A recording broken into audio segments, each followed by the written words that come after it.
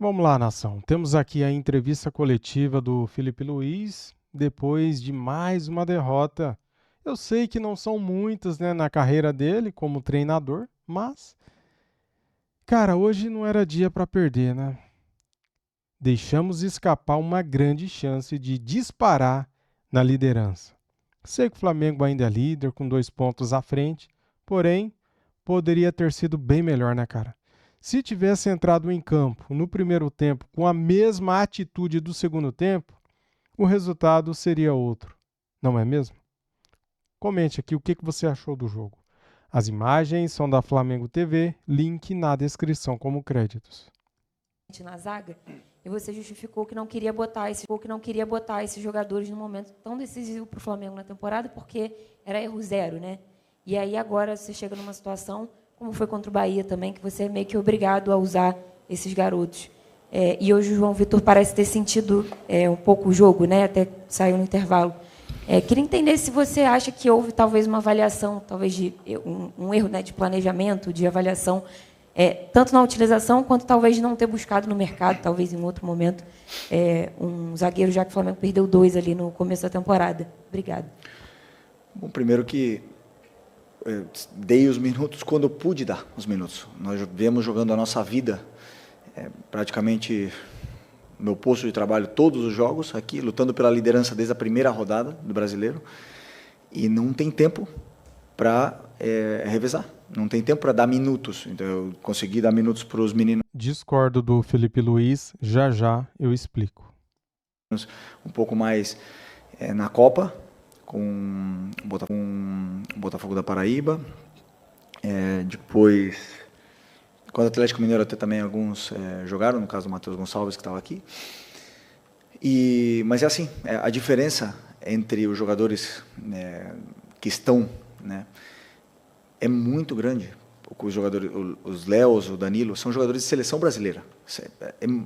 O nível deles é muito alto, Isso que é importante que vocês entendam. Quando a torcida, todo mundo pede os meninos da base, eu também quero colocar. Eu sempre falei, vai por rendimento. E eu vejo a diferença de nível que existe desses homens que estão prontos, o Danilo já tem 33, 34, do que os meninos que estão começando, que vão errar. É normal. Mas chegamos nesse momento da temporada onde precisamos deles. E eu não tenho medo de colocar. Agora, claro, infelizmente não fez um bom jogo. Eu tenho confiança, eu já vi ele performar, eu já sei o nível que ele pode dar, mas realmente era um jogo muito, muito difícil. E pensei em várias outras opções, mas né, não existiam, sinceramente, com os jogadores que estão agora disponíveis para esse jogo. Era, na minha opinião, a melhor opção, né? Infelizmente ele teve um jogo abaixo e assumi. Ele, eu e todos tivemos um primeiro tempo muito abaixo, onde custou depois recuperar, entrar no jogo, né? E com isso a derrota. Tá bom. Sabe onde eu discordo, galera? Quando ele fala assim que não tem como dar minutagem para esses jogadores, né? Como o João Victor. Cara, quando o Flamengo estava ganhando de goleada do Corinthians, não dava para pôr o João Victor no segundo tempo? Quando o Flamengo vencia por goleada o Fortaleza, não dava para pôr o João Victor? Só um exemplo, tá? Contra o Juventude, contra o Vitória, 8-0, não dava para pôr o João Victor 10 minutos para ir ganhando cancha, bagagem? É aí que eu discordo do Felipe Luiz. Felipe, Vitor Nicolau, da Flamengo TV. Das 4 dimensões do jogo, né? Tática, técnica, física e mental, numa reta final como essa, qual é a mais importante, na tua opinião? As 4 andam juntas. Sem nenhuma dúvida, as 4 andam juntas. Os jogadores têm muita qualidade. Tecnicamente são jogadores importantes. Se você não está bem fisicamente, cai. Se você não está bem mentalmente, cai. Então todas as fases são importantes. E no final, temos que tentar diminuir os erros, né? E ultimamente vemos errando muito esses erros que estão dando gols aos adversários. E isso, na elite, você paga caro. Boa noite, Felipe. Léo José, do Coluna do Fla. Em outras coletivas, você foi perguntado sobre a diferença do ânimo que o Flamengo entra em campo em algumas partidas. Tem jogo que o Flamengo entra como se fosse final de Copa do Mundo, mas tem jogo que o Flamengo entra como se fosse ritmo de pré-temporada. E nessas respostas você sempre falava que você cobrava, você falava com o elenco que os jogadores têm a noção que estão brigando por título. Só que nesse jogo de hoje contra o Fluminense a gente viu novamente um Flamengo com ânimo, pelo que a gente sentia, um ânimo um pouco mais abaixo. Errando o passe curto, dominando bola com o tornozelo. Isso foi muito perceptível durante todo o jogo. Por que isso ainda persiste no Flamengo numa reta final de temporada, faltando 5 jogos para o Brasileirão? Posso te dizer que ânimo, atitude não foi. Isso eu tenho certeza absoluta. Atitude não foi. Meus jogadores estavam correndo, estavam fazendo, executando tudo o que eu pedia na fase defensiva, estavam correndo, voltando para marcar. Existem várias situações onde concedemos contra-ataque, voltam os 10 atrás da linha da bola, os 10 numa força absurda, os jogadores querem. Mas, claro, quando você constrói e o adversário está ali fechado, destruindo e contra-atacando, dá a impressão que o adversário está querendo muito mais. É uma percepção à simples vista. Agora, que tecnicamente nós estivemos abaixo, sem nenhuma dúvida. Sem nenhuma dúvida. Para jogar com bola, tem que estar fino. E não estivemos, cometemos muitos erros, não aproveitamos as vantagens, concedemos ao adversário o que ele mais queria, que era jogar no nosso erro. E, como eu falei, a elite, o nível que se exige é mais alto do que foi apresentado no primeiro tempo. Simplício da Gol Brasil e da revista Placar. Felipe, você costuma falar bastante que o campo fala, né? Mas entendo também que, às vezes, para você o campo diz uma coisa e, para nós, às vezes, o campo diz outra. Eu queria entender como é que você está vendo essa questão do Samuel Lino, porque ele continua muito abaixo, hoje, de novo, muito abaixo. No jogo contra o Sport também estava muito abaixo. E a gente tem visto uma crescente assim, do Everton Cebolinha, se mostrando um jogador, às vezes, até mais agudo do que o Samuel Lino. Como é que você fez essa escolha para hoje? Por que não o Everton Cebolinha começando na do Lino hoje? Primeiro, muito bom que o Cebolinha venha crescendo, porque nisso consiste, quando um não está tão bem, entra outro para poder colocar, melhorar e potencializar, né? São os jogadores que melhoram a equipe quando entram. Para isso estão os jogadores que ficam fora. E no caso o Lino vinha crescendo depois do jogo da Libertadores, ele teve a oportunidade do Sport, ele vinha crescendo. É um jogador que temos todos muita confiança nele, vemos no dia a dia o quanto ele se esforça e realmente fez um jogo abaixo contra o Sport, como toda a equipe, né? Então estava na minha cabeça, sim, a dúvida entre os dois, mas sabendo de que o Cebolinha vem crescendo e que vai potencializar a equipe na hora que entrar, e assim foi. Entrou bem, melhorou a equipe, e para isso estão os que estão fora para poder ajudar. Felipe, boa noite. Gabriel Orfão, canal Paparazzo Rubro Negro e revista Placar. Felipe, fugindo um pouco do jogo, eu quero te perguntar sobre o Pedro. A gente teve a notícia aí de mais uma lesão do camisa 9 do Flamengo. Eu queria saber o que você pode dizer sobre essa lesão do Pedro. E se você, talvez seja muito cedo para afirmar ou não, mas se você espera contar com o Pedro para a decisão do dia 29. Obrigado. O que saiu do Pedro? A gente informou da lesão sem previsão. Sinceramente, não sei. Difícil estar com o braço quebrado. Já sabíamos desde o começo que era muito difícil de que ele pudesse chegar. Mas até que não chegue na véspera e o Pedro não esteja no campo, eu sempre vou acreditar que os jogadores podem chegar para o jogo mais importante do ano. Felipe, boa noite. Aqui Sidão Marino do Litoral News. Vou fazer minha pergunta, mas só queria pegar um gancho na dele, porque teve a questão da lesão muscular do Pedro. Você falou sobre o braço. Uhum. Essa questão da lesão muscular também da coxa esquerda, provavelmente também tira o jogador da final. Se ele queria só que você confirmasse isso. E a minha pergunta em relação à diferença que o Flamengo poderia abrir do Palmeiras hoje, 5 pontos. Essa diferença cai para 2. Poderia abrir 5, faltando 4 rodadas para o final do Campeonato Brasileiro. Você vê uma queda do rendimento tático da sua equipe dentro do gramado nessas últimas partidas? Primeiro tempo contra o Sport também foi muito abaixo, aí foi um jogo condicionado pelas 2 expulsões corretas, mas que abriu o caminho para o Flamengo. Hoje era um time melhor do outro lado, né, que se fechou bem no segundo tempo. Você está vendo essa queda tática da sua equipe ou não? Tem de tudo, né? Quando as vantagens e o time taticamente no campo eu vejo muito, claro, não sempre, mas a maioria das vezes muito bem postado. As vantagens estão aí. Muitas vezes não se aproveitam essas vantagens por inúmeras razões, né? Mas perdemos contra o Fluminense hoje. Sport, vencemos contra o São Paulo, estávamos vencendo até a expulsão. Sport também, foi antes? Quem foi? Eu vejo o time chegando de um... Santos também. E o Santos também em casa. Claro que tem ajustes táticos para fazer, onde eu faço toda semana, faço análise, mas eu vejo, por exemplo, os erros técnicos levam a equipe a não aproveitar essas vantagens que estamos gerando muitas vezes com a parte tática. Como foi anunciado, uma lesão muscular, como eu já falei, difícil, mesmo pelo braço, com a lesão mais ainda, mas até que não esteja, na véspera ele não esteja no campo, eu acredito que ele possa estar. Aqui à sua esquerda, Renan Moura da Rádio Globo. Queria saber o motivo pelo qual você não optou em fazer modificações na equipe ainda no primeiro tempo, já que pelo plano tático estava muito difícil para conseguir, pelo menos, superar o Fluminense nessa primeira etapa. E só pegando o gancho da Luísa, houve uma falha de planejamento por essa quarta vaga no sistema defensivo do Flamengo, quando você hoje opta pelo João Vitor muito mais por uma necessidade do que, de fato, uma escolha? No planejamento, a análise do planejamento se faz quando acabar o ano, né? Tivemos aí muito tempo para preparar toda essa temporada e no final a gente vai ver se foi bem planejado ou não.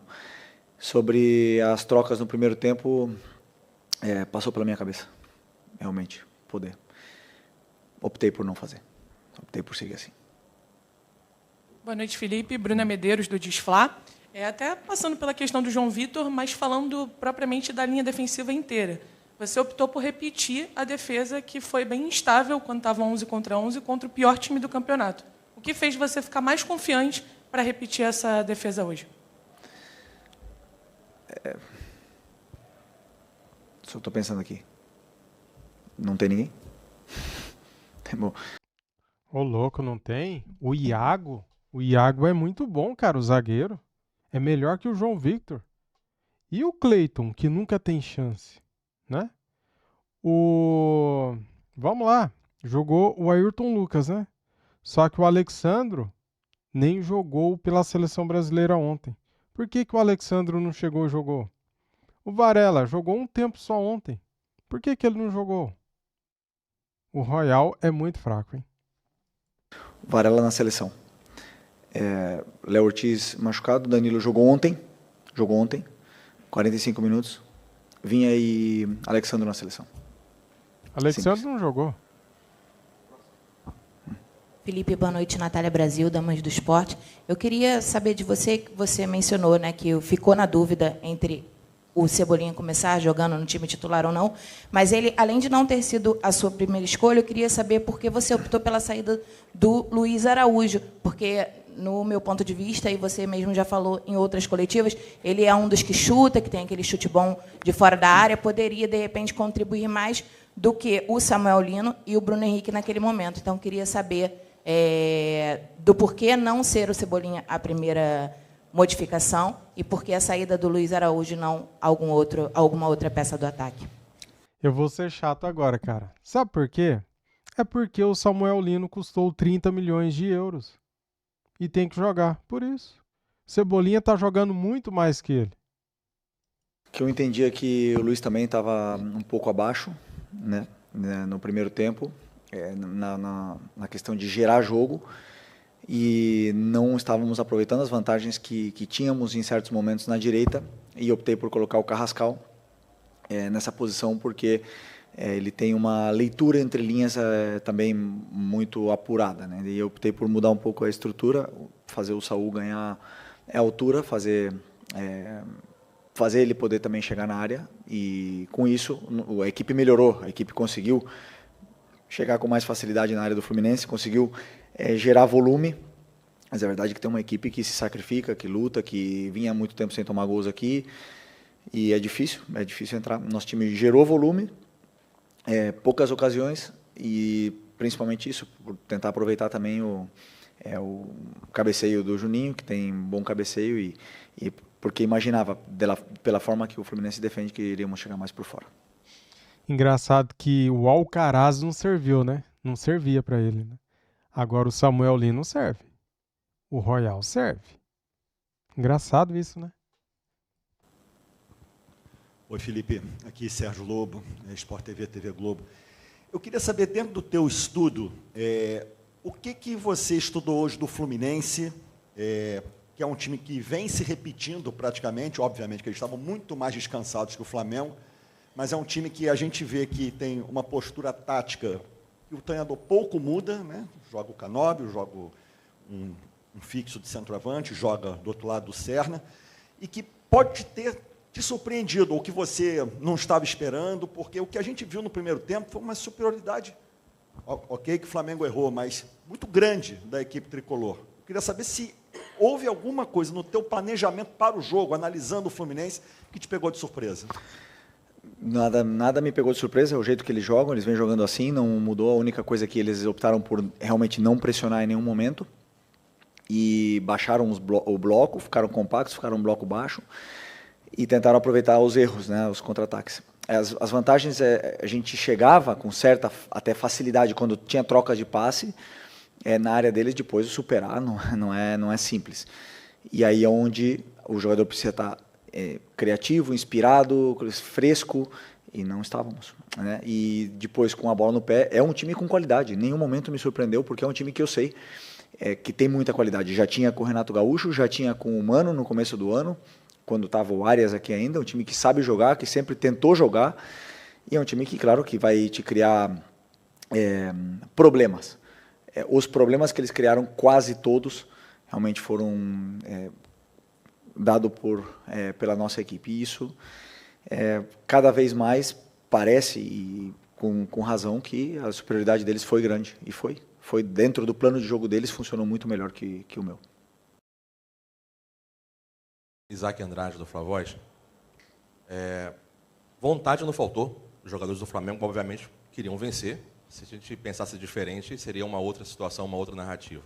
A parte técnica e tática também, essas explicações em relação ao que aconteceu no campeonato, as ausências, né, o calendário FIFA. Agora, uma coisa que me chamou a atenção, e de alguns torcedores que mandaram mensagem para a gente, foi o comportamento do técnico do Fluminense e o teu comportamento, respeitando o perfil de cada um, obviamente. Mas o técnico do Fluminense hoje, ele orquestrava tanto o time dele, quanto a própria torcida, chamando, fazendo, acontecendo. E nesse ponto é que passou-se a impressão de que o Fluminense não ganhou apenas dentro do campo, mas ganhou com essa vontade, que inclusive começou antes do jogo, com algumas declarações de jogadores dizendo que iam ganhar do Flamengo. A gente está no final do campeonato. Já te fizeram uma pergunta de como que você pode reverter isso. E agora eu vou te colocar sempre a tua responsabilidade. Você fala que a responsabilidade é do técnico. Como é que você vê essa diferença tua de postura, tua com o do técnico, numa reta final, onde o Flamengo poderia praticamente hoje, dependendo do resultado, ganhar o campeonato? Se gritar fora do campo ganhasse jogo, o Ancelotti não seria o treinador mais vitorioso da história da Champions League. Cada um tem uma forma de ser, eu tenho a minha. O dia que acharem que eu devo fazer um show para a torcida, não sou a pessoa indicada. Eu procuro estar sempre sereno e focado naquilo que eu posso intervir, que é melhorar, orquestrar minha equipe da forma que eu sei fazer. Se isso incomoda os torcedores, tem que trazer outro. Simples. Felipe, boa noite. Pedro Ramos, da Sintonia Esportiva. Com o João Vitor participando mais das partidas, a torcida tem um questionamento sobre a escolha de jogador da base vindo para o profissional. Quem fazia a dupla de zaga com ele na base, você sabe melhor do que a gente, era o Iago, capitão, foi destaque contra o Barcelona também. Eu queria saber o que te motivou a escolher para subir para o profissional, pelo menos para ser usado com mais frequência agora, o João Vitor, e não o Iago, que era, como eu disse, um destaque capitão da base. Obrigado. Os dois jogaram juntos, o João vem treinando comigo desde o começo do ano. Os dois foram para o Mundial Sub-20 juntos, são jogadores de seleção brasileira. E o Iago ainda não jogou no profissional. E o João já tem uma certa rodagem, já tem alguns jogos. Foi o João, hoje, que fez um jogo ruim. Poderia ter sido o Iago, poderia ter sido outro. E sempre pós-jogo, você analisa e você fala, por que você colocou esse? Mas antes do jogo, o treinador tem que escolher em base do que acredita que vai acontecer. Eu não sei o que vai acontecer no campo. Eu não sei se o jogador vai jogar bem ou vai jogar mal. Eu espero que ele apresente a melhor versão. Depois do jogo fica tudo mais simples, né? Por que eu não fiz isso? Eu não sou assim. Eu tomo as decisões, sou convicto nelas e depois deu errado, assumo a minha responsabilidade. Vemos você daqui a 2 dias, então. Obrigado. Tchau. Ai, meu Deus do céu, viu? Minha noite está... cara, Deus é mais, né? Deus é mais. Não vou reclamar, não. Eu ia falar aqui umas coisas, só que vamos pensar positivo, né, galera? Sei que o Flamengo não jogou nada no primeiro tempo, a mesma coisa que fez contra o Sport, não jogou nada, melhorou no segundo tempo. Se tivesse entrado em campo com a mesma vontade do primeiro tempo, determinação, com a mesma honra, né? Pelo menos teria ficado no empate. Nem quero falar de arbitragem, eu sei que erraram de novo e prejudicaram o Flamengo. Foi pênalti em cima do Bruno Henrique. O segundo gol do Fluminense foi irregular. Por quê? A bola saiu. Só que o bocó do Rossi não falou nada para a arbitragem, cara. Esses jogadores do Flamengo são muito sonsos. Eles não chegam em cima da arbitragem e cobram nada. O Rossi dominou a bola para fora do campo, cara. Na linha de fundo, a bola saiu. E o Rossi não falou nada pro árbitro. Era escanteio pro Fluminense. E daí, cara, não sairia o gol. O VAR tinha que chamar e anular o gol. Só que daí o Rossi, o que tem na cabeça?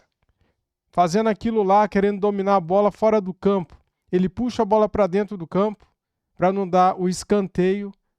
E daí o cara faz o gol e ele não fala nada.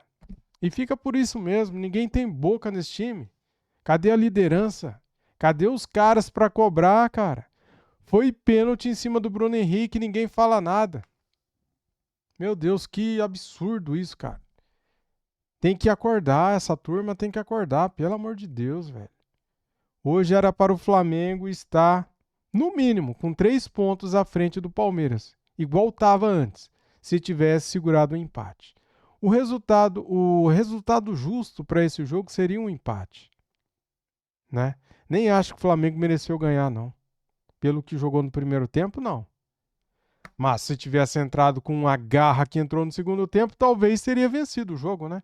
E se o Wagner Hillway, aquele bocó do VAR, não tivesse dormindo, tivesse dado pênalti no Bruno Henrique e tivesse visto que a bola saiu no segundo gol do Fluminense, teria anulado o gol do Fluminense. Mas eu falo para vocês, o cara do VAR, o Wagner Hillway, ele fica dormindo lá no VAR, cara.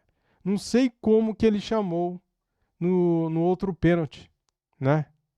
Pro Flamengo lá que o Jorginho fez o gol. Não sei como. Foi um milagre. Mas a verdade é que eu tô bem chateado. Eu queria falar muitas coisas, mas, cara, eu tô com saúde e isso é o que mais importa. A minha vida, a minha saúde, a minha família. Isso é o mais importante. Então, eu não vou ficar aqui me estressando demais por causa de time, não, cara. Eu já tô nervoso pra caramba. É meio que impossível. Vai ser difícil de dormir hoje, viu? Só que eu não consigo, cara. Não consigo não me estressar. Nossa, pelo amor de Deus. Valeu, galera. Sei que vocês não têm culpa de nada aí. Você deve estar com a cabeça cheia igual eu tô aqui. Mas é isso, cara. Só um desabafo mesmo, sabe? Que frustração, decepção. Puxa vida, viu? Ah, mas a porcaria da data FIFA desfalcou o Flamengo. Eu sei disso, cara. Só que as escolhas do Filipe Luiz também, ele tem que repensar, ele tem que melhorar. Samuel Lino não merece ser titular. O Cebolinha tá melhor que ele. Tá pedindo passagem. O Jorginho deu entrevista falando que estava bem. Daí o Jorginho entra aos 20 minutos do segundo tempo. Por que não colocou o Jorginho já no intervalo se ele não aguenta jogar o jogo todo? Pelo menos 45 minutos, cara. Jorginho entrou e melhorou o time. O Saul tá mal. Já tinha cartão amarelo. Por que não tirou o Saul? O Pulgar também, a mesma coisa. O Royal, péssimo. Péssimo. Muito ruim. O Varela jogou pouco lá na seleção do Uruguai. Por que ele não jogou hoje, cara? Tirasse o Royal. O João Pedro. É João Lucas, né? Toda hora eu esqueço. Deixa eu ver o nome dele aqui. Eu tô ficando caduco, eu acho. Eu não tô normal não, cara. João Victor. Meu Deus do céu. Toda hora eu esqueço o nome dele. Perdão, cara. Por que não põe o Iago, cara? Tem também o Cleiton. Não, daí deixa. O João Victor fez um péssimo jogo contra o Sport. Daí coloca de novo, cara. Felipe Luiz tá pedindo também, né? Pelo amor de Deus. Tá louco, mano. Tá doido. Michael entrou bem contra o Sport. Por que não colocou o Michael? Não, coloca o Plata. É um amor por esse Plata. Pelo amor de Deus, viu? Tô estressado. Valeu, tamo juntos. Fui.